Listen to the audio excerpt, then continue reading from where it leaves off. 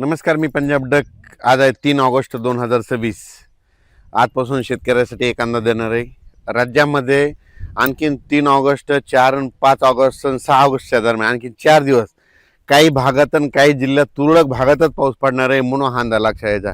नेमका कुठं पडणार आहे तुम्हाला एक सांगू इच्छितो. सोलापूर जिल्ह्यात पंढरपूर, सांगोला, आटपाडी, त्या म्हणजे सोलापूर जिल्ह्यात बऱ्याच ठिकाणी वेगवेगळ्या भागात विखुरलेल्या स्वरूपाचा पण पडणार आहे. 6 तारखेपर्यंत आणखीन पाऊस आहे.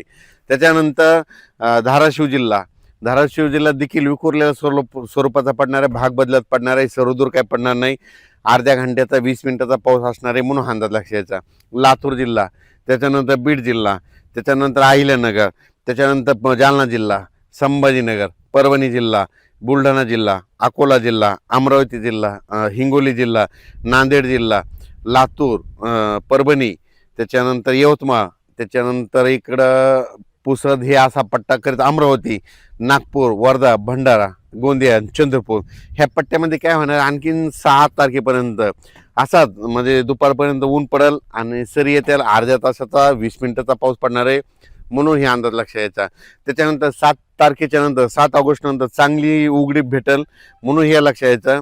मग 7 ऑगस्टच्या नंतर मग काय होणार आहे, परत काय होईल, एक कमी दाबाचा पट्टा असल्यामुळं ते मध्य प्रदेशकडे जात असल्यामुळं ते नागपूरकडून मग जवळपास 15-16 दरम्यान मग काय होईल, पूर्व विदर्भाकडे पुन्हा पाऊस येणार आहे म्हणून हा अंदाज लक्षात यायचा. मग पूर्व विदर्भामध्ये नागपूर, वर्धा, भंडारा, गोंदिया, चंद्रपूर, यवतमाळ, वाशिम, हिंगोली, अमरावती, अकोला, बुलढाणा आणि इकडं नांदेड, परभणी असं जालना पट्ट्यापर्यंत ते पाऊस येऊ शकतो म्हणजे 15 ऑगस्टच्या नंतरचा म्हणून हा अंदाज सर्व शेतकऱ्यांनी लक्षात घ्यायचा. आता कोकणपट्टीचा म्हणजे कोल्हापूर, सांगली, सातारा, पुणे हे जे पालघरपर्यंत तिकडं मग आता घाटमाथ्यावर काय होईल 6 तारखेपर्यंत आणखीन त्या सरी मग चालूच राहतील म्हणून हे अंदाज लक्षात द्यायचा. पुण्यात देखील काय होईल, थोड्या सरीच येतील आणि 6 तारखेच्या नंतर पुण्याचा देखील पाऊस बंद होणार आहे 7 तारखेपासून म्हणून पुणेकरांनी अंदाज लक्षात द्यायचा. मुंबईकडं देखील काय होईल 7 तारखेच्या नंतर, 7 ऑगस्टच्या नंतर पुन्हा तिकडला देखील पाऊस कमी होणार आहे म्हणून अंदाज लक्षात द्यायचा. नाशिककडला देखील पाऊस 7 ऑगस्ट नंतर कमी होणार आहे म्हणून अंदाज लक्षात द्यायचा. म्हणजे सांगायचं झालं तर जळगाव, धुळे, नंदुरबार, नाशिक आणि हे कोकणपट्टी, इगतपुरी, घाटमाथा इकडं काय होईल सध्या तरी 6 तारखेपर्यंत असाच विखुरलेल्या स्वरूपाचा 10 मिनिटाचा 20 मिनिटाचा अशा सरी येतील म्हणून हा अंदाज जळगाव जिल्ह्यातल्या शेतकऱ्यांनी घ्यायचा म्हणून हे लक्षात यायचं. म्हणून शेतीचे कामे करण्यासाठी आता वेळ आहे म्हणजे 15 ऑगस्टपर्यंत एक कमी दाबाचा पट्टा येईल पण ते मध्य प्रदेशकडे जात असल्यामुळं फक्त विदर्भातच त्याचा पाऊस पडणार आहे म्हणून हा अंदाज सर्व शेतकऱ्यांनी लक्षात घ्यायचा.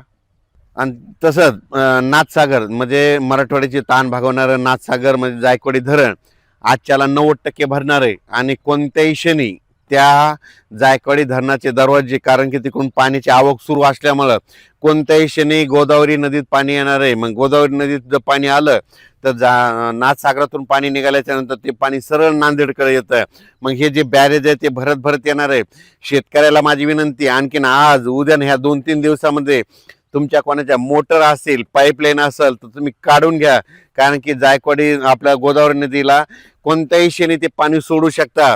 आपले जनावर असेल, आपलं शेता म्हणजे त्या गोदावरी नदी काठनं गाई गोटे आहेत त्यांनी काय करायचं, आपण आपल्या पाळीव प्राण्याची काळजी घ्या.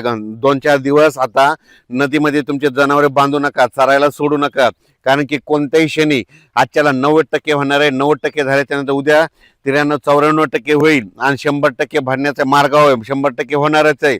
100% व्हायच्या अगोदरच त्यांना सोडण्याची तयारी ठेवावी लागते म्हणून त्यांनी देखील आदेश दिले. आणि माझी देखील विनंती आहे की नांदेडपर्यंत जिथपर्यंत गोदावरी नदी आहे तिथपर्यंत त्या शेतकऱ्यांनी अंदाज लक्षात घ्यायचा.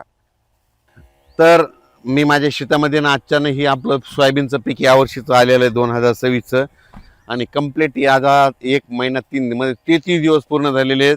आता नेमकंच कुठंतरी फुलं लागत आहेत म्हणून फवारणी देखील सुरू आहे. शेतकऱ्याला विनंती आहे, उघड भेटेल तसं तुम्ही तुमच्या फवारण्या करू शकता. होईल तिथपर्यंत फवारणी करताना सकाळच्या वेळेला जायचे, कारण की दुपारनंतर 2-2:30च्या नंतर पाऊस येणार आहे म्हणून जितकं लवकर जातं तितकं चांगलं. धन्यवाद. आणि जायकवाडी धरणातल्या शेतकऱ्याला सांगू इच्छितो, गोदावरी नदीच्या तुमच्या मोटर पाईप लाईन असेल तर आज उद्या परवा काढून घ्या, कारण की पाणी 100% सुटणार आहे आणि तुमच्या नाही काढ्या तर मोटरी वाहून जातील. धन्यवाद.